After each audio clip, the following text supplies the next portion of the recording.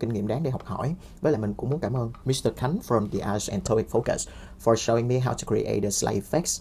Với lại mục đích chính cũng là để lưu lại mấy cái slide effects này và để làm kỷ niệm. Before moving to the theory, I would like to briefly introduce the scholar behind it.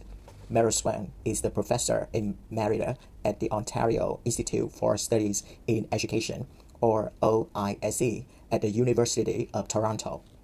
She is the world-renowned expert in second language acquisition, particularly known for her extensive research on bilingual education and immersion programs.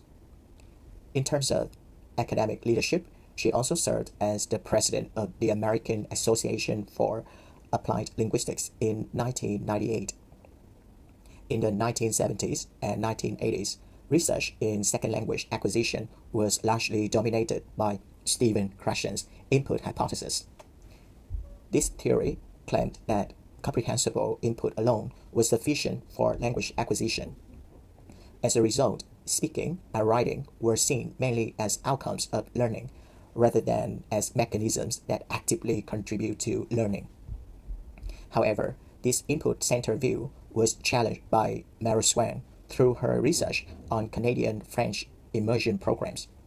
She found that although learners were exposed to large amounts of comprehensible input and developed strong listening comprehension, their spoken and written production often lacked grammatical accuracy. In response, Swain argued that while input is essential, it is not sufficient for high levels of accuracy. She proposed that producing language itself plays a crucial role in learning. This idea formed the basis of output-based framework, including the output hypothesis, pushed output, and the noticing the gap function, which I will explain next. This table summarizes the key difference between input and output in terms of cognitive processing. When learners receive input, they mainly rely on semantic processing. In other words, they focus on meaning and understand messages through context. In contrast, when they are pushed toward syntactic processing, they must focus on grammar, structure, and form in order to express their meaning accurately and precisely. The output hypothesis was proposed by Merrill Swain. It states that producing the target language is not only a result of learning, but a mechanism of learning. The key contrast is between input and output. Input involves semantic processing. Learners focus on meaning and understanding through context. In contrast, output involves syntactic processing. Learners must pay attention to grammar and form. The key principle of the output hypothesis is that input and output play different roles. Input provides the data source for learning. Output pushes learners to process language more deeply and to express intended meanings precisely. Without output, learners may continue to rely on meaning, and grammatical accuracy may not develop fully. In terms of classroom application, instruction should not be limited to listening comprehension and reading comprehension. Teachers must provide opportunities for speaking and writing. An important point is that students do not need to feel fully ready. Output tasks should come before full mastery. This example is story retelling at the primary level. At the input stage, which involves listening and reading, the teacher reads a short story. Yesterday, Tom went to the park. He played football and ate an ice cream. With the support of pictures, gesture, and familiar words, children understand the meaning easily. There is no need to think about grammar, and past tense rules are not required for comprehension. At the output stage, which involves speaking, the teacher asks, "Can you tell me what Tom did yesterday?" The child attempts to answer, "Tom go to the park. He played football." This is the key learning moment. The child realizes that something sounds not quite right, and that past tense forms are needed.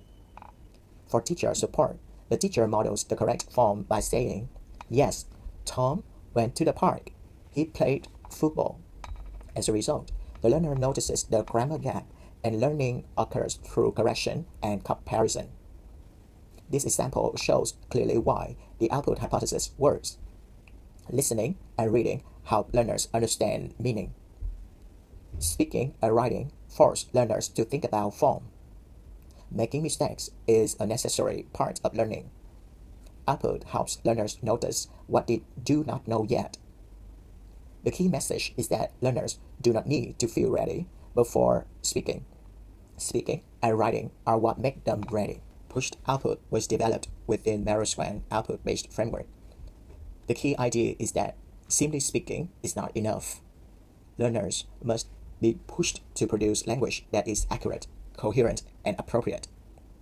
Pushed output occurs when communication breaks down, when the interlocutor does not understand, and when learners must express meaning more precisely. Pushed output offers several important benefits for language development. First, pushed output promotes grammatical accuracy and syntactic complexity. Second, it encourages hypothesis testing. Learners try out new forms and check whether the forms work. Third, it also supports automatization because existing knowledge becomes faster and more fluent. And finally, learning occurs through communication pressure, not rules. In terms of classroom application, teachers design tasks involving negotiation of meaning. In these tasks, learners must clarify, modify, and refine their output. These tasks force learners to go beyond minimal answers and to adjust language to be understood. To illustrate pushed output, let us look at a describe and draw activity for young learners. In step 1, students work in pairs. Student A has the picture. Student B has paper and a pencil and cannot see the picture. In step 2, which is initial output with unclear language, student A says, "The boy is by the bank." Student B asks, "Which bank? The money bank or the river bank?" As a result, communication breaks down. The sentence is grammatically correct, but the meaning is unclear. In step 3, which is negotiation of meaning and pushed output, student A must revise the message. Student A says, "He is standing on the grass next to the river." As an outcome, the meaning becomes clear, student B understands, and the task can continue successfully. This activity shows clearly why pushed output helps children learn English. Learners realize that being understood matters. Learners learn that more precise language is needed. Learners practice better vocabulary, for example, river instead of bank, and clearer sentence structure. Improvement happens through communication, not through the grammar rules.